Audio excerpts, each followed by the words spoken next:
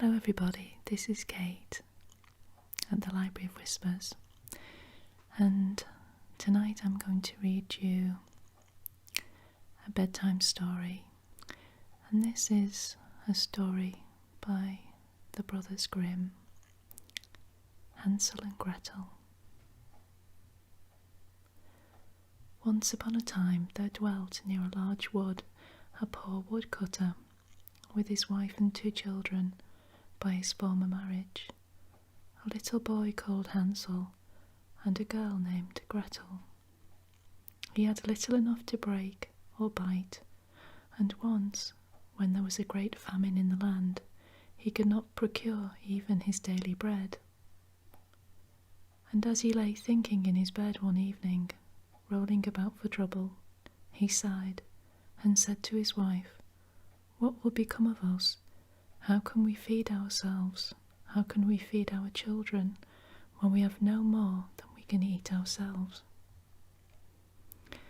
"No then, my husband," answered she, "we will lead them away quite early in the morning into the thickest part of the wood, and there make them a fire and give them each a little piece of bread. Then we will go to our work and leave them alone. So they will not find the way home again, and we shall be freed from them." "No, wife," replied he, "that I can never do. How can you bring your heart to leave my children all alone in the wood? For the wild beasts will soon come and tear them to pieces." "Oh, you simpleton," said she, "then we must all 4 die of hunger. You had better plane the coffins for us." But she left him no peace till he consented, saying, "Ah, but I shall regret the poor children."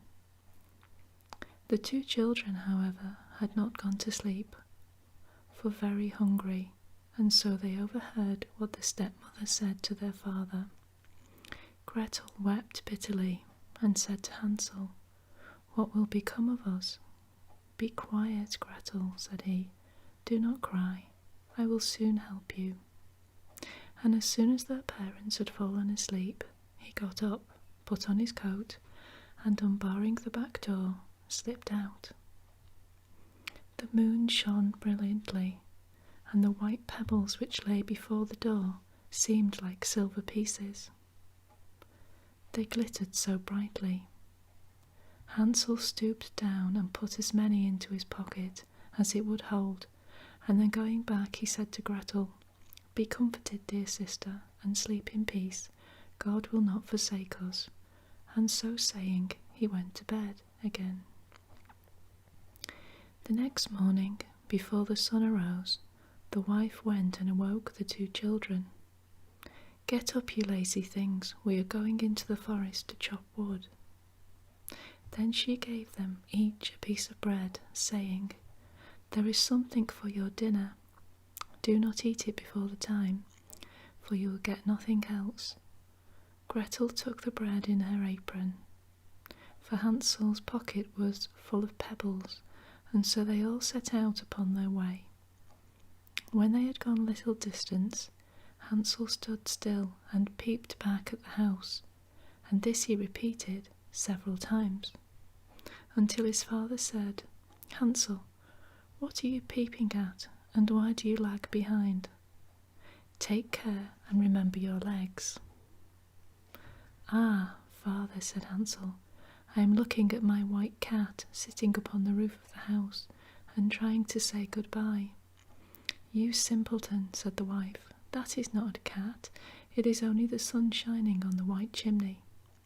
But in reality Hansel was not looking at a cat, but every time he stopped, he dropped a pebble out of his pocket upon the path. When they came to the middle of the forest, the father told the children to collect wood, and he would make them a fire so that they should not be cold. So Hansel and Gretel gathered together quite a little mountain of twigs. Then they set fire to them, and as the flame burnt up high, the wife said, "Now you children, lie down near the fire and rest yourselves, while we go into the forest and chop wood. When we are ready, I will come and call you."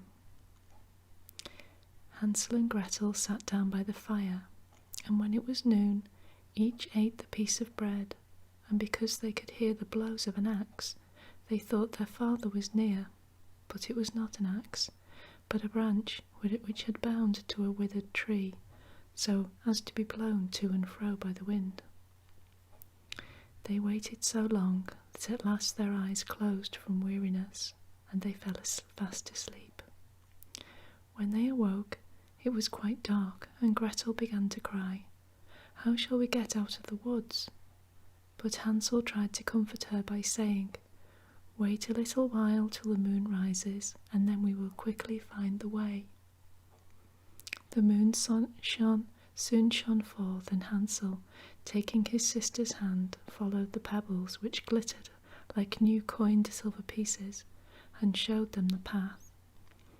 All night long they walked on, and as day broke they came to their father's house.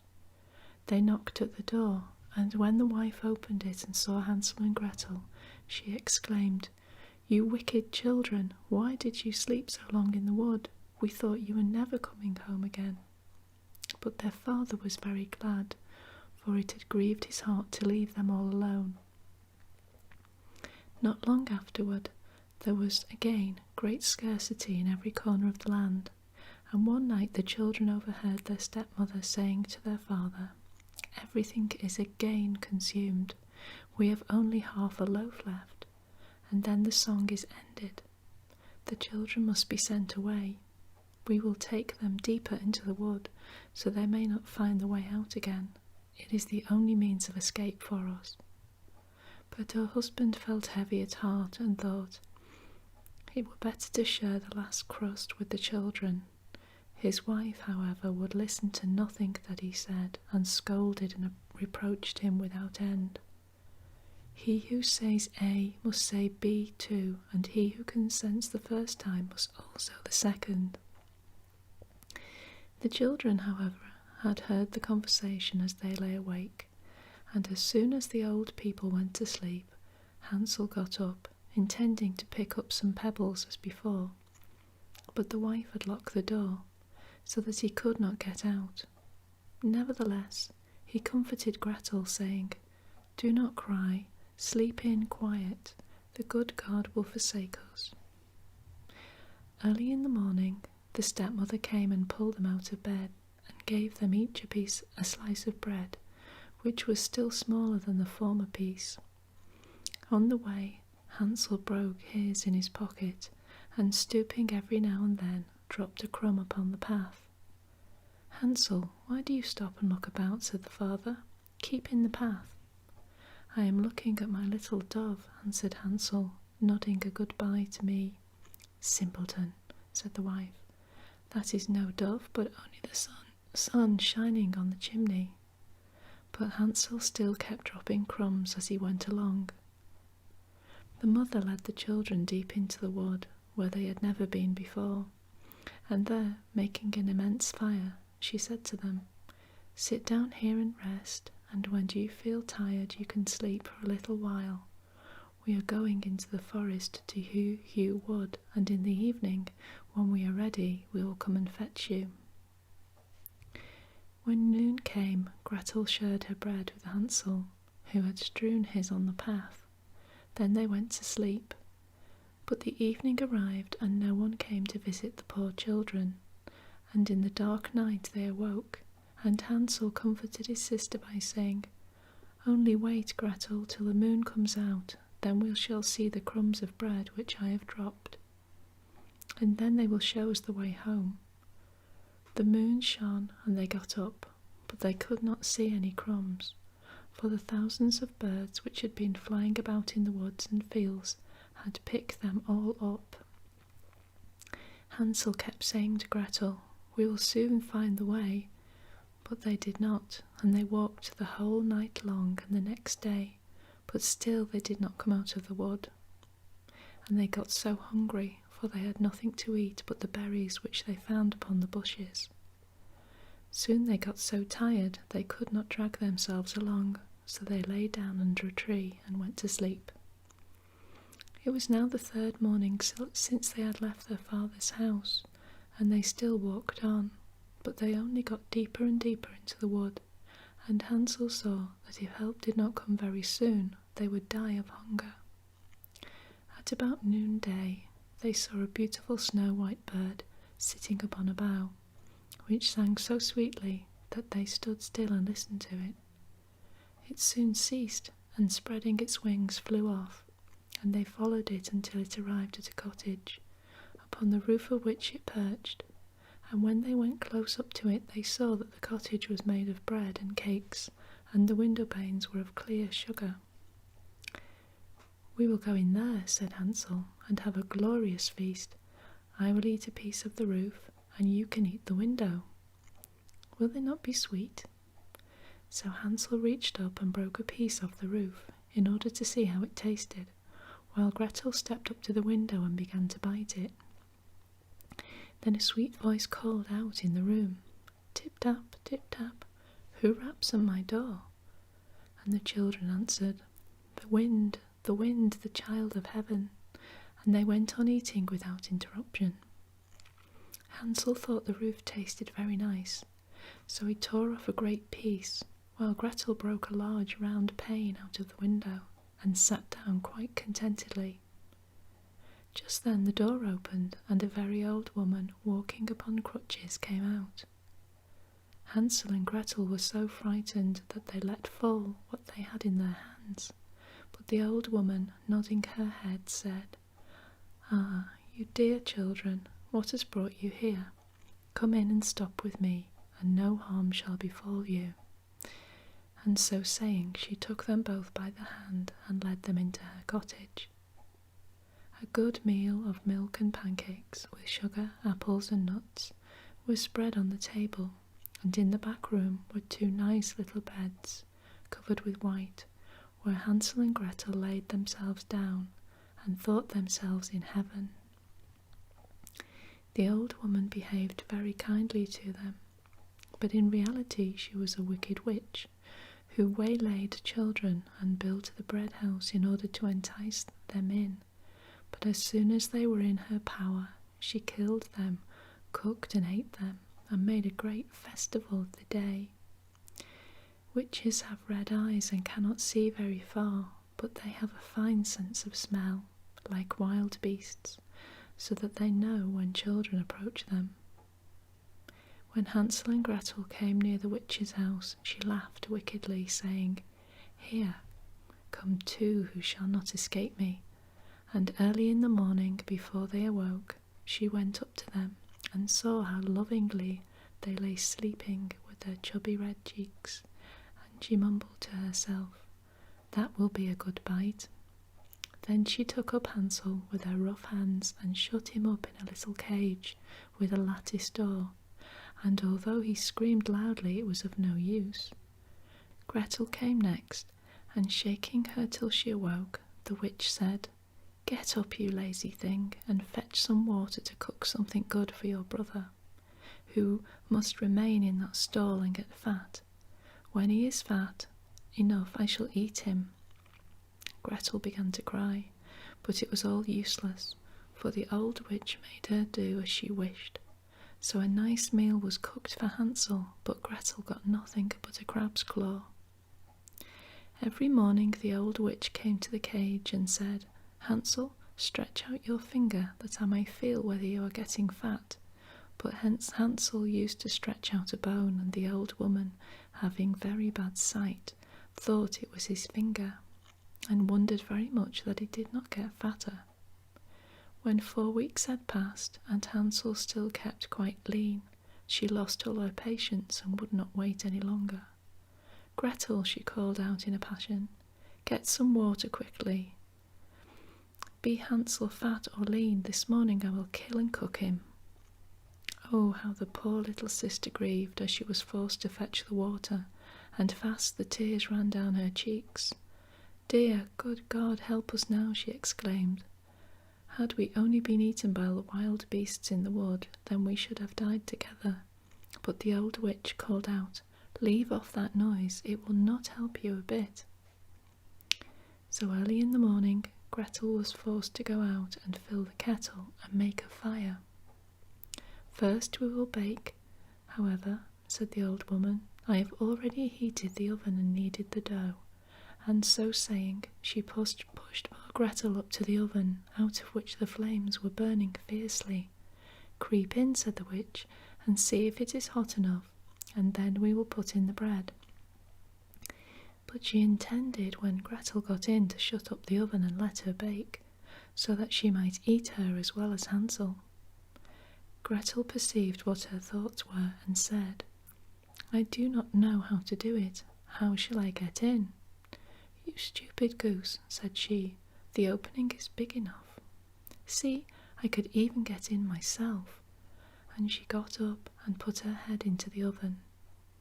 Then Gretel gave her a push so that she fell right in, and then shutting the iron door, she bolted it. Oh, how horribly she howled, but Gretel ran away and left the ungodly witch to burn to ashes. Now she ran to Hansel, and opening his door, called out, Hansel, we are saved, the old witch is dead. So he sprang out like a bird out of his cage when the door is opened, and they were so glad that they fell upon each other's neck and kissed each other over and over again. And now, as there was nothing to fear, they went into the witch's house, where in every corner were caskets full of pearls and precious stones. These are better than pebbles, said Hansel, putting as many into his pocket as it would hold, while Gretel thought, I will take some too, and filled her apron full. We must be off now, said Hansel, and get out of this enchanted forest. But when they had walked for 2 hours, they came to a large piece of water. We cannot get over it, said Hansel. I can see no bridge at all. And there is no boat either, said Gretel. But there swims a white duck, and I will ask her to help us over. And she sang, Little duck, good little duck, Gretel and Hansel, here we stand. There is neither stile nor bridge. Take us on your back to land. So the duck came to them, and Hansel sat himself on and bade his sister sit behind him. No, answered Gretel, that will be too much for the duck. She shall take us over one at a time. This the good little bird did, and when both were happily arrived on the other side, and had gone a little way, they came to a well-known wood, which they knew the better every step they went, and at last they perceived their father's house. Then they began to run, and bursting into the house, they fell into their father's arms. He had not had 1 happy hour since he had left the children in the forest, and his wife was dead. Gretel shook her apron, and the pearls and precious stones rolled out upon the floor, and Hansel threw down 1 handful after the other out of his pocket. Then all their sorrows were ended, and they lived together in great happiness. And this is the story of Rapunzel. There were once a man and a woman who had long in vain wished for a child. At length the woman hoped that God was about to grant her desire. These people had a little window at the back of their house, from which a splendid garden could be seen, which was full of the most beautiful flowers and herbs. It was, however, surrounded by a high wall, and no one dared to go into it, because it belonged to an enchantress, who had great power and was dreaded by all the world. One day the woman was standing by this window and looking down into the garden, when she saw a bed which was planted with the most beautiful rampion, Rapunzel, and it looked so fresh and green that she longed for it, and had the greatest desire to eat some. This desire increased every day, and as she knew that she could not get any of it, she quite pined away, and looked pale and miserable. Then her husband was alarmed, and asked, "What ails you, dear wife?" "Ah," she replied, "if I can't get some of the rampion which is in the garden behind our house to eat, I shall die." The man, who loved her, thought, "Sooner than let your wife die, bring her some of the rampion yourself. Let it cost you what it will." In the twilight of evening he clambered down over the wall into the garden of the enchantress, hastily clutched a handful of rampion, and took it to his wife. She at once made herself a salad of it and ate it with much relish. She, however, liked it so very much, that the next day she longed for it 3 times as much as before. If he was to have rest, her husband must once more descend into the garden. In the gloom of evening, therefore, he let himself down again, but when he had clambered down the wall he was terribly afraid, for he saw the enchantress standing before him. "How can you dare," said she with angry look, "to descend into my garden and steal my rampion like a thief? You shall suffer for it." "Ah," answered he, "let mercy take the place of justice. I only made up my mind to do it out of necessity. My wife saw your rampion from the window, and felt such a longing for it that she would have died if she had not got some to eat." Then the enchantress allowed her anger to be softened, and said to him, "If the case be as you say, I will allow you to take away with you as much rampion as you will, only I make one condition. You must give me the child which your wife will bring into the world. It shall be well treated, and I will care for it like a mother." The man, in his terror, consented to everything, and when the little one came to them, the enchantress appeared at once, gave the child the name of Rapunzel, and took it away with her. Rapunzel grew into the most beautiful child beneath the sun. When she was 12 years old, the enchantress shut her into a tower which lay in a forest, and had neither stairs nor door, but quite at the top was a little window.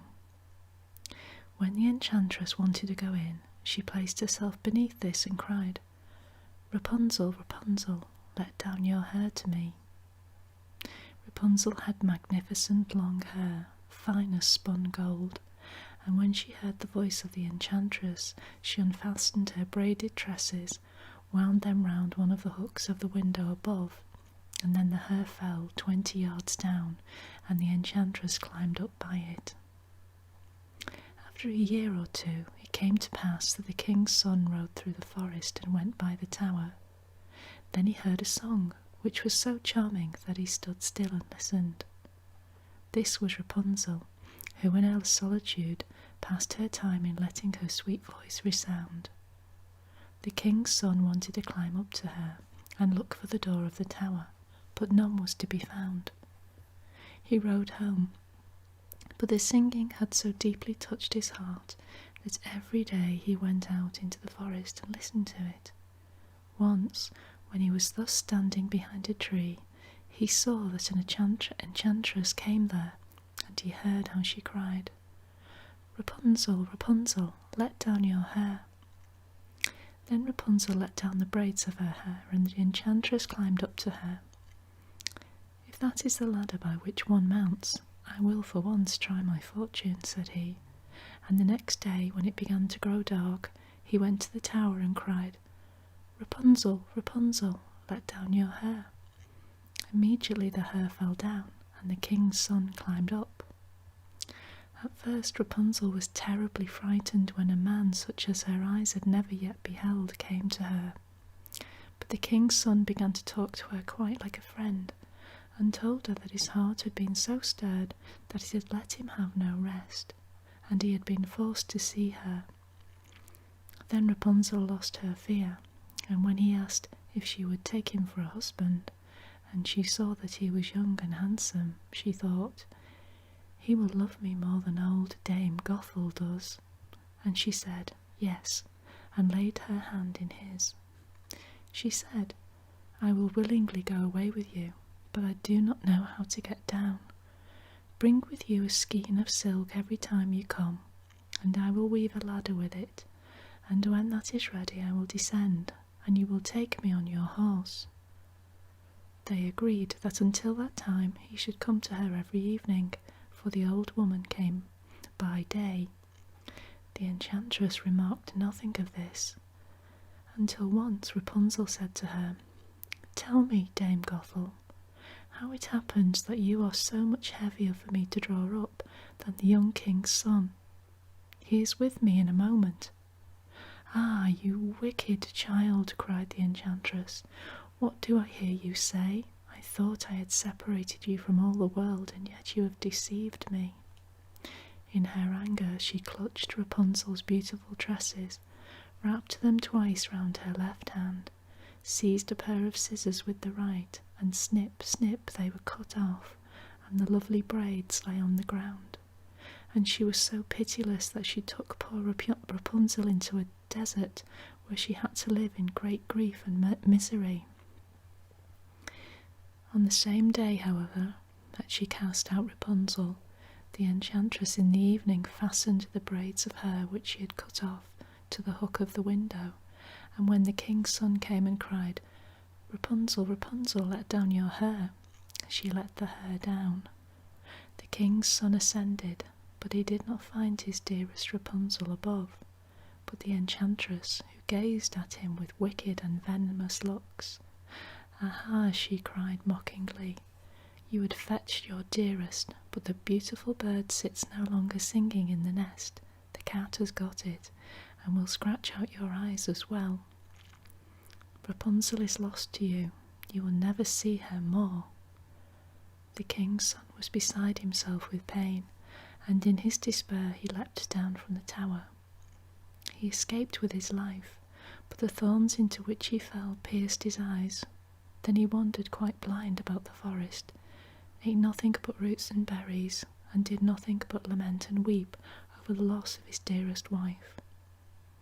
Thus he roamed about, in misery, for some years, and at length came to the desert where Rapunzel lived in wretchedness. He heard a voice, and it seemed so familiar to him that he went towards it, and when he approached, Rapunzel knew him, and fell on his neck and wept. Two of her tears wetted his eyes, and they grew clear again, and he could see with them as before. He led her to his kingdom, where he was joyfully received, and they lived for a long time afterwards, happy and contented. The end. And I have another short bedtime story for you from the Brothers Grimm. This time I'm going to do it in a whispered voice. This story is called Briar Rose. Once upon a time there lived a king and queen who had no children, and this they lamented very much. But one day, as the queen was walking by the side of the river, a little fish lifted its head out of the water and said, "Your wish shall be fulfilled, and you shall soon have a daughter." What the little fish had foretold soon came to pass, and the queen had a little girl who was so very beautiful that the king could not cease looking on her for joy, and determined to hold a great feast. So he invited not only his relations, friends and neighbours, but also all the fairies, that they might be kind and good to his little daughter. Now there were 13 fairies in the kingdom, and he had only 12 golden dishes for them to eat out of, so that he was obliged to leave one of the fairies without an invitation. The rest came, and after the feast was over, they gave all their best gifts to the little princess. One gave her virtue, another beauty, another riches, and so on till she had all that was excellent in the world. When 11 had done blessing her, the 13th, who had not been invited, and was very angry on that account, came in, and determined to take her revenge, she cried out, "The king's daughter shall, in her 15th year, be wounded by a spindle, and fall down dead."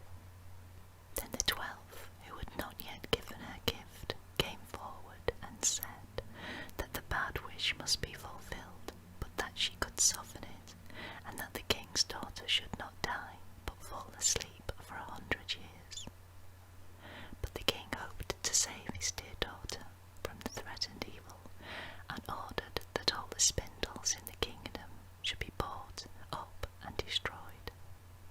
All the fairies' gifts were in the meantime fulfilled, for the princess was so beautiful and well-behaved and amiable and wise that everyone who knew her loved her. Now it happened that on the very day she was 15 years old, the king and queen were not at home, and she was left alone in the palace. So she roamed about by herself and looked at all the rooms and chambers, till at last she came to an old tower to which there was a narrow staircase ending with a little door. In the door there was a golden key, and when she turned it the door sprang open, and there sat an old lady spinning away very busily. "Why, how now, good mother?" said the princess. "What are you doing there?" "Spinning," said the old lady, and nodded her head. "How prettily that little thing turns round," said the princess, and took the spindle and began to spin. But scarcely had she touched it before the prophecy was fulfilled, and she fell down lifeless on the ground. However, she was not dead, but had only fallen into a deep sleep, and the king and the queen, who just then came home, and all their court, fell asleep too, and the horses slept in the stables, and the dogs in the yard, and the pigeons on the housetop, and the flies on the walls. Even the fire on the hearth left off blazing and went to sleep, and the meat that was roasting stood still, and the cook, who was at that moment pulling the kitchen boy by the hair to give him a box on the ear for something he had done amiss, let him go, and both fell asleep, and so everything stood still and slept soundly. A high hedge of thorns soon grew around the palace, and every year it became higher and thicker, till at last the whole palace was surrounded and hidden, so that not even the roof or the chimneys could be seen. But there went a report through all the land of the beautiful sleeping Briar Rose, for thus was the king's daughter called, so that from time to time several kings' sons came and tried to break through the thicket into the palace. This they could never do, for the thorns and bushes laid hold of them as it were with hands, and there they stuck fast and died miserably. After many, many years there came another king's son into that land, and an old man told him the story of the thicket of thorns, and how a beautiful palace stood behind it, in which was a wondrous princess called Briar Rose, asleep with all her court. He told, too, how he had heard from his grandfather that many, many princes had come and had tried to break through the thicket, but had stuck fast and died. Then the young prince said, "All this shall not frighten me. I will go and see Briar Rose." The old man tried to dissuade him, but he persisted in going. Now that very day the 100 years were completed, and as the prince came to the thicket he saw nothing but beautiful flowering shrubs, through which he passed with ease, and they closed after him as firm as ever. Then he came at last to the palace, and there in the yard lay the dogs asleep, and the horses in the stables, and on the roof sat the pigeons fast asleep, with their heads under their wings. And when he came into the palace, the flies slept on the walls, and the cook in the kitchen was still holding up her hand, as if she would beat the boy, and the maid sat with the black fowl in her hand, ready to be plucked. Then he went on still further, and all was so still that he could hear every breath he drew, till at last he came to the old tower, and opened the door of the little room in which Briar Rose was, and there she lay fast asleep, and looked so beautiful that he could not take his eyes off, and he stooped down and gave her a kiss. But the moment he kissed her, she opened her eyes and awoke, and smiled upon him. Then they went out together, and presently the king and queen also awoke, and all the court, and they gazed on each other with great wonder. And the horses got up and shook themselves, and the dogs jumped about and barked.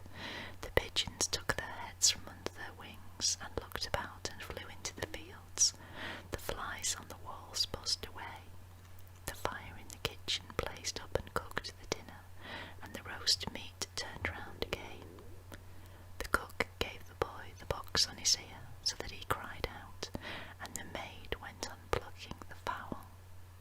And then was the wedding of the prince and Briar celebrated, and they lived happily together all their lives. This is Rumpelstiltskin, written by the Brothers Grimm. Once there was a poor miller who had a beautiful daughter, and one day, having to go to speak with the king, he said, in order to make himself appear of consequence, that he had a daughter who could spin straw into gold. The king was very fond of gold, and thought to himself, "This is an art which would please me very well." And so he said to the miller, "If your daughter is so very clever, bring her to the castle in the morning, and I will put her to the proof." As soon as she arrived, the king led her into a chamber which was full of straw, and giving her a wheel and a reel, he said, "Now set yourself to work, and if you had not spun this straw into gold by an early hour tomorrow, you must die." With these words he shut the room door and left the maiden alone. There she sat for a long time, thinking how to save her life, for she understood nothing of the art whereby straw might be spun into gold, and her perplexity increased more and more, till at last she began to weep. All at once the door opened, and in stepped a little man, who said, "Good evening, fair maiden, why do you weep so sore?" "Ah," she replied, "I must spin this straw into gold, and I am sure I do not know how." The little man asked, "What will you give me if I spin it for you?" "My necklace," said the maiden. The dwarf took it, placed himself in front of the wheel, and whir, whir, whir, 3 times round, and the bobbin was full. Then he set up another, and whir, whir, whir, thrice round again, and a second bobbin was full, and so he went all night long, until all the straw was spun, and the bobbins were full of gold. At sunrise the king came, very much astonished to see the gold, the sight of which gladdened him, but did not make his heart less covetous. He caused the maiden to be led into another room, still larger, full of straw, and then he bade her spin it into gold during the night if she valued her life.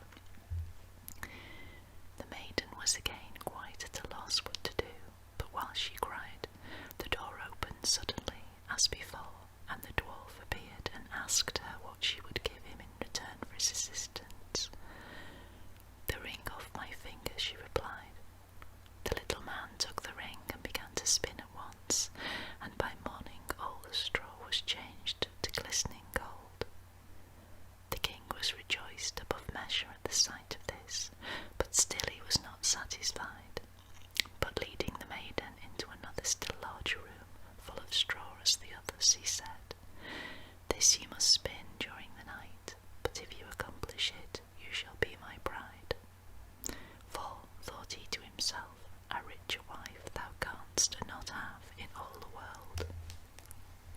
When the maiden was left alone, the dwarf again appeared and asked for the 3rd time, "What will you give me to do this for you?" "I have nothing left that I can give you," replied the maiden. "Then promise me your first-born child if you become queen," said he. The miller's daughter thought, "Who can tell if that will ever happen?" And ignorant how else to help herself out of her trouble, she promised the dwarf what he desired, and he immediately set about and finished the spinning. When morning came and the king found all he had wished for done, he celebrated his wedding, and the miller's fair daughter became queen. The gay times she had at the king's court caused her to forget that she had made a very foolish promise.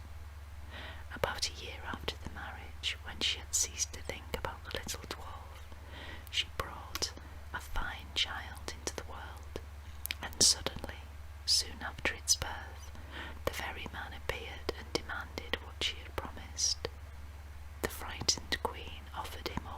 riches of the kingdom if he would leave her child. But the dwarf answered, "No, something human is dearer to me than all the wealth of the world." The queen began to weep and groan so much that the dwarf pitied her and said, "I will leave you 3 days to consider. If you in that time discover my name, you shall keep the child." All night long the queen racked her brains for all the names she could think of, and sent a messenger through the country to collect far and wide any new names. The following morning came the dwarf, and she began with Casper, Melchior, Balthasar, and all the odd names she knew. But at each the little man exclaimed, "That is not my name." The second day the queen inquired of all her people for uncommon and curious names, and called the dwarf Ribs of Beef, Sheepshank, Whalebone, but to each he said, "This is not my name." The third day the messenger came back and said, "I have not found a single name, but as I came to a high mountain near the edge of a forest, where foxes and hares say good night to each other, I saw there a little house, and before the door a fire was burning, and round this fire a very curious little man was dancing up on one leg and shouting, 'Today I stew and then I'll bake, tomorrow I shall the queen's child take. Ah, how famous it is that nobody knows that my name is Rumpelstiltskin.'" When the queen heard this, she was very glad, for now she knew the name, and soon after came the dwarf and asked, "Now, my lady queen, what is my name?" First she said, "Are you called Conrad?" "No."